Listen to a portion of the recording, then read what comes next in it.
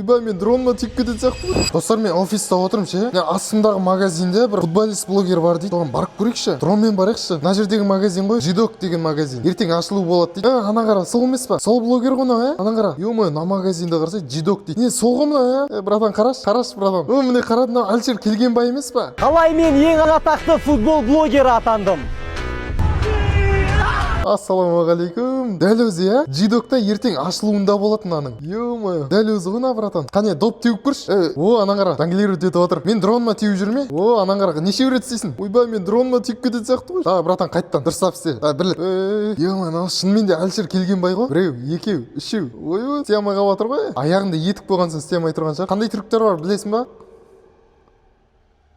Ё-моё, қалай істеп отыр мынаның бәрін? Базар жоқ. Ертең осы Жидоктың ашылуы болады. Бәрін келіңдер. Әлшер Келгенбай деген кісі лентасын қиятын болады. Все, жақсы. Мен кеттім офисыма.